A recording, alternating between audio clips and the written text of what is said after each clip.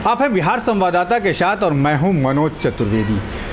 तमाम आपके घर का गृह प्रवेश हो, शादी विवाह हो या कोई भी धार्मिक अनुष्ठान हो, उसे ब्राह्मण ही पूजा कराते हैं। लेकिन कभी कोई ये कहे कि ब्राह्मण जो हैं हमारे ही दिए पे पलते हैं, तो ये कहाँ की बात हुई। ब्राह्मण यदि पूजा भी कराते हैं तो भगवान की पूजा कराते हैं, भगवान के पूजा में लीन रहते हैं, किसी व्यक्ति विशेष की पूजा नहीं कराते।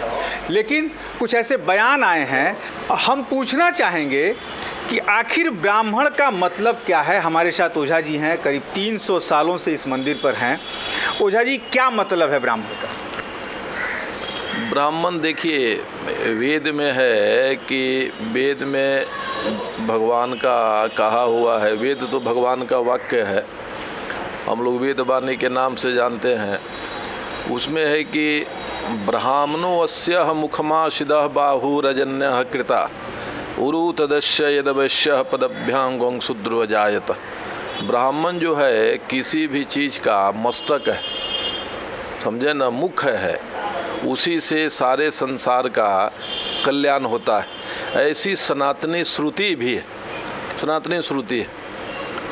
अब रहा कि आज जो भी पूजा पाठ जैसे हम लोग जो करते हैं, उसमें अग्रणी कहिए, महत्वपूर्ण कहिए, और समाज के जो भी हमारे धर्म अनुष्ठान क्रियाकलाप होता है, उसमें सभी क्रियाकलापों में ब्राह्मणों का ही मतलब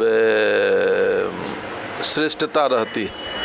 ब्राह्मण लोग ही जाके उसका धर्म अनुष्ठान किसी भी का संपादन करवाते हैं। जैसे आप देख सकते हैं, कोई भी अभी भविष्य में राम मंदिर का प्राण प्रतिष्ठा होना है, तो देखिएगा कोई आचार्य होंगे, ब्राह्मण होंगे जो जाके उसका प्राण प्रतिष्ठा करवाएंगे। उसी तरह समाज में भी आज भी जो भी व्रत त्यौहार पूजा पाठ है, उसमें सभी लोग ब्राह्मण लोग ही जाके अपने ज्ञान लेकिन ओझा जी, राम मंदिर की प्राण प्रतिष्ठा होगी तो वहाँ भी जो है ब्राह्मण ही प्राण प्रतिष्ठा कराएंगे, लेकिन जजमान तो कहीं राजपूत ही बनेंगे। वहाँ पे योगी जी हैं, मुख्यमंत्री हैं, राजपूत हैं, जजमान तो वही बनेंगे। जजमान देखिए, जजमान कोई भी हो सकता है, ऐसा नहीं है। जजमान तो किसी भी कोई भी प्राणी, संसार का कोई भी प्राणी, उसको जाति में उसको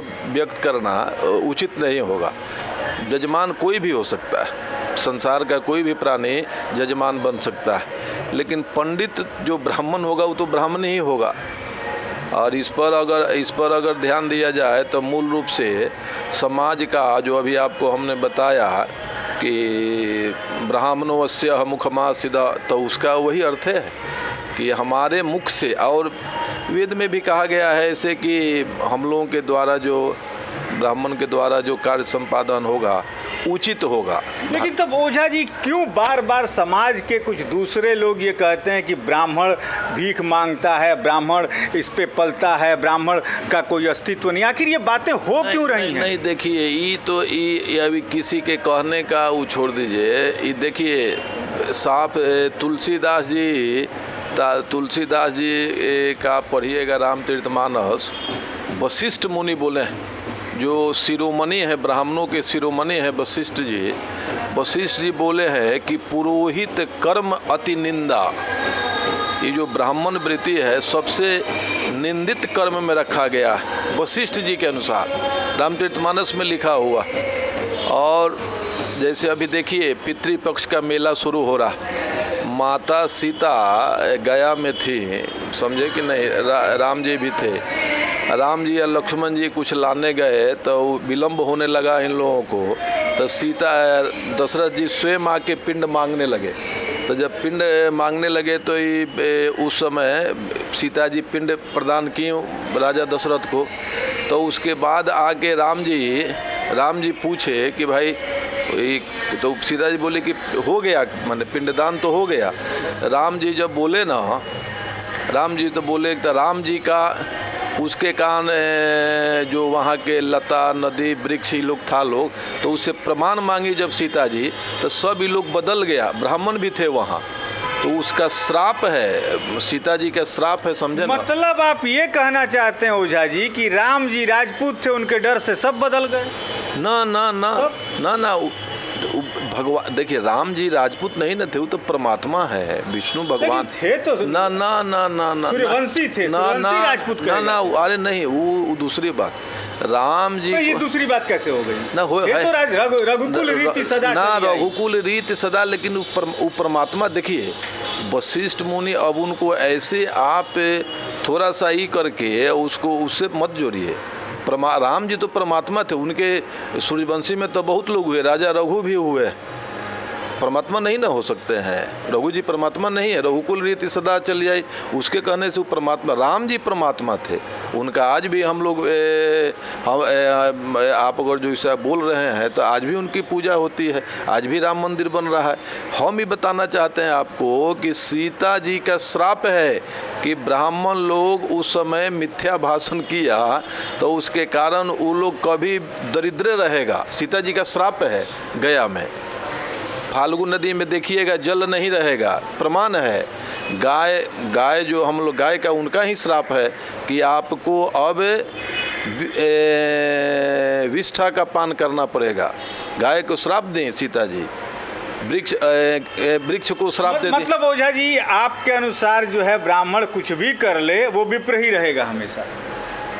हाँ, विप्र देखिए, कुछ भी कर, इसका मतलब कि ब्राह्मण पर कोई 4 को डंडा चला के चला जाए? ना ना ना ना, अब सुनिए, ब्राह्मण तो ऐसे भी सबसे संसार का अगर कहिएगा, देखिएगा कोई भी कथा निरीह प्राणी है संसार का। आप देखिएगा कोई भी कथा शुरू होता है तो वहाँ शुरू होता है कि एक गरीब ब्राह्मण थे।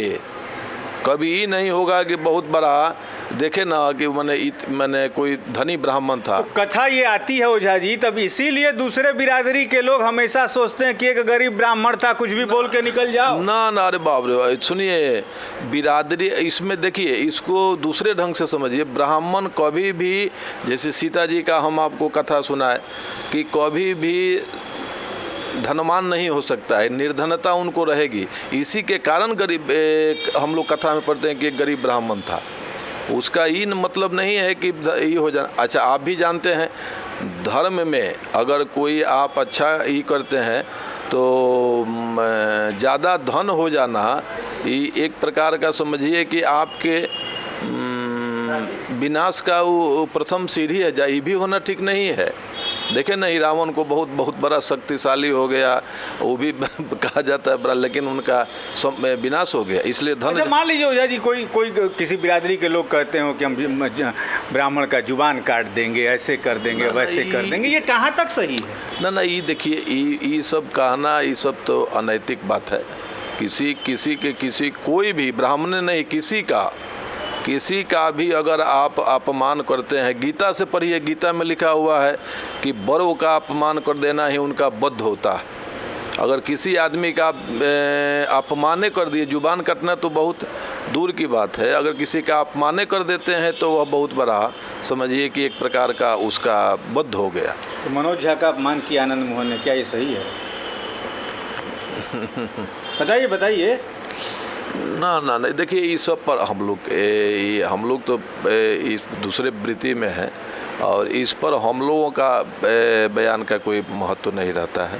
वो लोग भाई ये हैं, हम लोग तो आप मैंने बयान राजनीति दोनों तरफ से चल रहा है, क्या हो रहा है? हाँ, उन लोगों का अब देखिए, राजनीतिक बयान में ये ब्राह्मण के बयान का कोई महत्व नहीं रह जाता है, समझे कि नहीं। हम लोगों के बयान का कोई उस पर हम लोग बयान भी नहीं दे सकते हैं।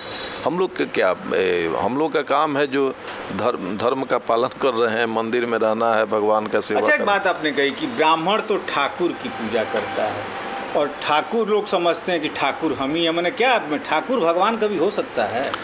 देखिए, एक हम लोगों का लौकिक और परलौकिक दोनों है, लौकिक और परलौकिक दोनों है। जैसे आपने कहा ना, ठाकुर का मतलब होता है, हम जब वृंदावन में जाइएगा तो ठाकुर जी किसको कहते हैं? ठाकुर जी हम लोग कहते हैं भगवान को ना, कृष्ण लला को कहते हैं, राम लला को ठाकुर जी कहते हैं। लेकिन अब यहाँ लौकिक पद्धति है कि सबसे क्षत्रिय लोग जो हैं तो उनको भी यहाँ ठाकुर हम लोग कहते हैं। मैंने भगवान बलशाली हैं तो ठाकुरों बलशाली हैं, यही ना? ना वैसा नहीं, बलशाली नहीं। ठाकुर का मतलब होता है, जानते हैं क्या? रक्षा करने वाला। रक्षा करने वाले को ठाकुर कहते हैं। भगवान रक्षा करते हैं, भाई बलशाली से मतलब ठाकुर का नहीं होता। ठाकुर का मतलब रक्षा करने रक्षा, हाँ। और वही ठाकुर ओझा जी जब जुबान काटने की बात ना तो देखिए आप सुनिए, बहुत बड़े एगो आप सुने होंगे, इंग्लैंड का कोई राजा था तो कहता था कि अगर राजा अगर कोई प्रजा पर अत्याचार करता है तो वो अत्याचारी नहीं है, क्योंकि जानते हैं कोई भी राजा जिसको परमात्मा बनाते हैं भगवान। यहाँ तो भाई इसी पर हम नहीं कहना चाहते हैं, ये सब लोकतांत्रिक व्यवस्था है यहाँ, समझे कि नहीं? हम लोग दैवीय शक्ति को मानते हैं, हम लोग भगवान के पुजारी हैं, हम लोग भगवान के भक्त हैं, हम लोग उस प्रकार का बात कहेंगे जो सामाजिक स्तर पर सब लोगों से समभाव की ओर उन्मुख करता हो, और दृष्टांत भी उसी प्रकार का होना चाहिए। दृष्टांत भी उसी प्रकार का होने की समाज में समभाव की स्थिति बनी रहे और सारे लोग प्रसन्न रहे। तो जैसा कि पंडित ओझा जी ने बताया, हम आपको तो दिखाएंगे ही, लेकिन सबसे बड़ी बात यहाँ ये निकल कर आ रही है कि आनंद मोहन का ये कहना कि यदि मैं होता संसद में तो चिमटे से जीभ खींचकर अध्यक्ष के आसन के तरफ फेंक देता।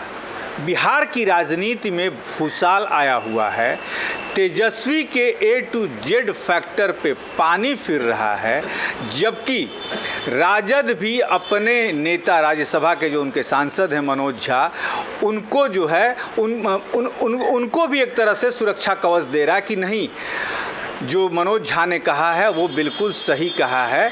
लेकिन अभी कुछ दिन पहले जेल से रिहा हुए आनंद मोहन जैसे सांसद अपने आप को भगवान और ठाकुर कहते हैं कि हमारे ठाकुरों के यहाँ ही पूजा पाठ करके ये ब्राह्मण पलते हैं, हमारे ही कुएं की पानी पीकर, हमारे ही गायों को खाना खिलाकर ये ब्राह्मण पलते हैं और हमारे ठाकुरों पर ही आवाज़ उठाते हैं। अब देखना ये होगा कि जातिवाद का जहर ये जो आनंद मोहन ने बोया है वो बिहार को फिर किस राजनीतिक गर्त में ले जाता है, इस पर भी नज़र रहेगी। आप बने रहिए हमारे साथ।